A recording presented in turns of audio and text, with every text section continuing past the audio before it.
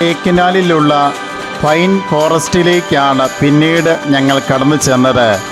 അവിടെ കുതിര സഫാരിയായിട്ടും പൈൻ മരങ്ങളുടെ നിറഞ്ഞ ഒരു സാന്നിധ്യമായിട്ടും ഈ ഒരു ഭാഗം ഏറെ മനോഹരമായിട്ട് കാണപ്പെടുകയായിരുന്നു. ഇവിടെ വെച്ചുകൊണ്ട് ഒത്തിരിയേറെ ഫോട്ടോഷൂട്ടുകൾ നടത്തുന്ന ധാരാളം ആളുകളെ നമുക്ക് കാണുവാൻ സാധിക്കും. ആദ്രീസ് യാത്രയുടെ മറ്റ് എപ്പിസോഡുകളിൽ ഞാൻ സൂചിപ്പിച്ചതുപോലെ കൊടൈക്കനാലിലുള്ള വിനോദസഞ്ചാര കേന്ദ്രങ്ങൾ തൊട്ടടുത്തായിട്ട് നിലകൊള്ളുന്നതാണ്.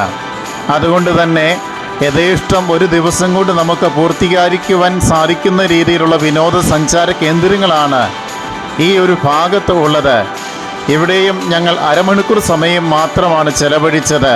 മനോഹരമായ ഈ ഒരു അന്തരീക്ഷത്തിൽ സമയം ചെലവഴിക്കുക എന്ന് പറയുന്നത് ഏറെ സുഖകരമായ ഒന്നാണെങ്കിൽ പോലും അടുത്ത സ്ഥലത്തേക്ക് ഞങ്ങൾ എത്തിച്ചേരേണ്ടതുള്ളത് കൊണ്ട് ഞങ്ങൾ അരമണിക്കൂർ സമയം ഈ ഒരു നല്ല കാലാവസ്ഥയിൽ വനനിബിഡമായ സ്ഥലമായതുകൊണ്ട് നല്ല ഒരു അന്തരീക്ഷമാണ് നമുക്ക് ഇവിടെ നിൽക്കുമ്പോൾ ഫീൽ ചെയ്യുന്നത്. അതുകൊണ്ട് തന്നെ ഏതാനും സമയം ഇവിടെ ചെലവഴിച്ചതിന് ശേഷം ഈ ഒരു സ്ഥലത്തിൻ്റെ നല്ല നല്ല ഓർമ്മകൾ അയവിറക്കിക്കൊണ്ട് ഞങ്ങൾ അടുത്ത സ്ഥലത്തേക്ക് യാത്രയാവുകയായിരുന്നു.